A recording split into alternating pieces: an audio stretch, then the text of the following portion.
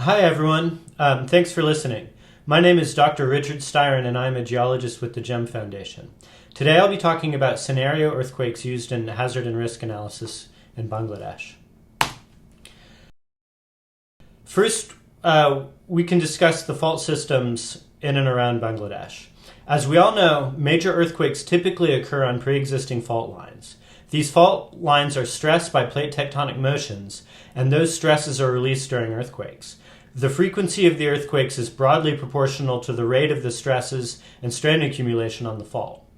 The major fault systems affecting Bangladesh are the Chittagong Fold and Thrust Belt to the east and southeast, which is a very rapidly deforming system.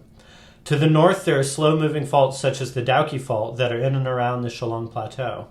And farther north, the main Himalaya thrust produces very large earthquakes with some frequency. And these can cause shaking in Bangladesh, especially in the far northwest.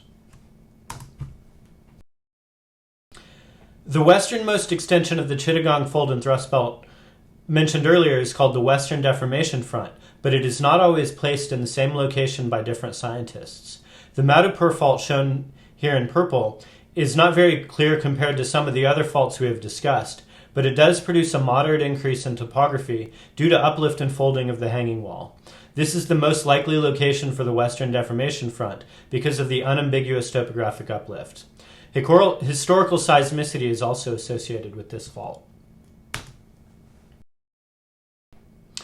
We are presenting 12 scenario earthquakes for analysis. These are based on historical events as well as potential events that have not occurred historically, but are very possible damaging events given the geology and tectonics of the system. These different events provide a range of possible locations and magnitudes of seismicity, and therefore let us consider a suite of outcomes in our analysis. Consistent with modern best practices, all of the earthquakes considered are placed on known faults rather than somewhat randomly located. This is the most likely configuration based on the occurrence of large earthquakes, and also provides us with more information on the location, depth, and other attributes of the earthquakes as those are shared by the host faults. These faults are either mapped from pre-existing research by GEM and others in the region, or are mapped from literature and fundamental data sets for this project.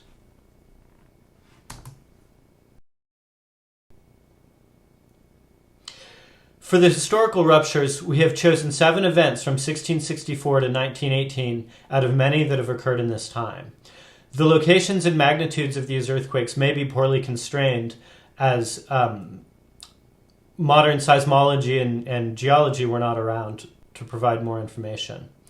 All of the ruptures are placed on known faults rather than using hypocenters from inversions of historical seismic intensity data. One major scientific question that arises during this analysis is why were there so many earthquakes in the 1800s and so few since 1900? We don't have an answer to that, and answering it is beyond the scope of this work, but it's something that we need to consider as we continue thinking about earthquakes in this region. The earliest earthquake we're going to consider is the 1664 North Bangladesh earthquake. It's very poorly known. The sources we're using are mostly from historical studies by Ambrases and Douglas in 2004. This earthquake has been placed on the Madhupur Fault. It's considered to be blind in that there was no surface rupture associated with it.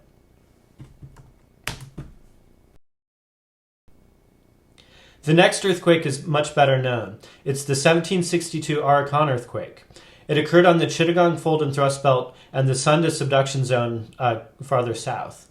The rupture extent and coseismic uplift are known with some uncertainty from coastal paleoseismology. The area magnitude scaling relationships for the earthquake suggest a magnitude of around 8.5 or larger. The next earthquake to consider is the 1822 Kishoreganj earthquake. This earthquake is smaller and perhaps deeper than others in the region. It's estimated at a magnitude of 7.1. And we've also placed this on display of the Madhupur Fault, farther east than many of the other events, because it's on the same fault but deeper. The next event is the 1869 Kachar earthquake, which is placed along a fault on the Jatinga River in between the Shillong Plateau and the Naga Hills. The magnitude is estimated at 7.3 from the fault dimensions as well as historical studies.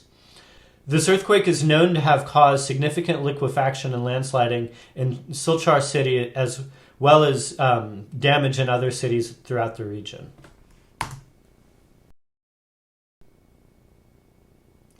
The next event is the 1885 Manikganj or Bengal earthquake. This earthquake was a very damaging earthquake with widespread destruction in Dhaka. We've also placed this on the Madhopur Fault. We've assigned it a magnitude 7.2 based on area magnitude scaling relations. Martin and Saliga assigned it a magnitude of 7.1 based on historical intensity data.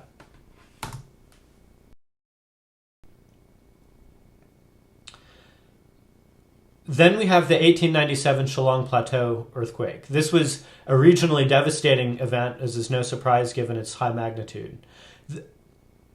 The earthquake was poorly located. Most sources place it on the Dauki Fault, but other studies have placed it on what has been called the Oldham Fault on the north side of the Shillong Plateau in India. We have followed previous work by placing it on the Dauki Fault.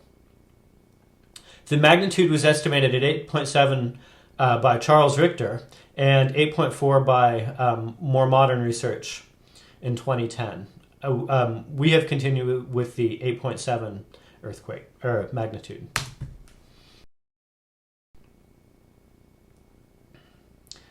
The most recent earthquake in the historical data set was the 1918 Srimangal earthquake. This caused substantial damage to Sylhet city, and it's been placed on the Sylhet-Assam fault, which is part of the North Chittagong basal thrust or décollement. Magnitude estimates for this earthquake range from 7.2 to 7.6, so we've chosen a magnitude 7.4.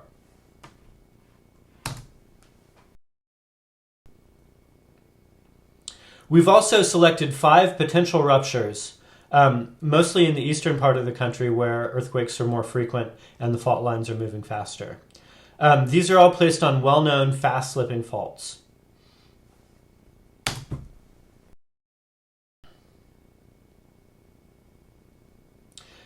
The first of these ruptures is on the Western Deformation Front, and it's a partial rupture of magnitude 7.7. This places the earthquake a bit south of historical Madhopur earthquakes on a segment of the fault that has not had earthquakes recently, as far as we know. From scaling relationships, we give this a magnitude 7.7. The rupture ranges from about 7 to 15 kilometers. Shallower scenarios are possible and would be more damaging.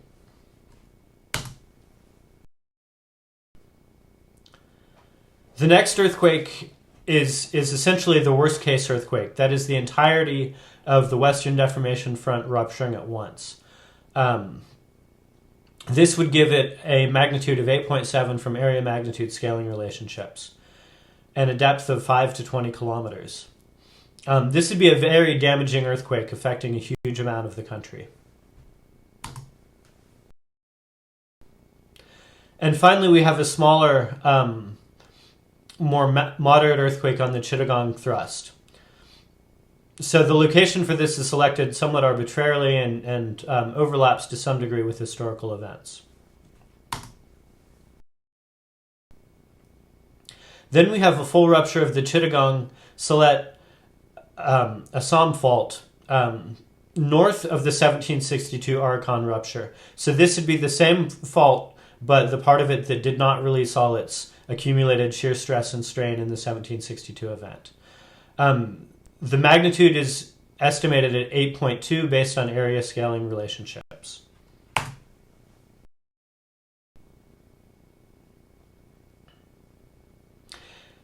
And then we have a rupture on the main Himalaya thrust to the north of Bangladesh. And this is given a magnitude 8.5 or 8.6. And it's considered to be similar to the 1934 Bihar Nepal earthquake, but not identical, located a little bit farther east so that it's a little bit closer to Bangladesh. So this concludes our discussion of the potential earthquake ruptures that are used in the hazard analysis. My teammates will present some results from the modeling of the hazard and risk associated with these. So thank you for listening, and hopefully my teammates can answer any questions.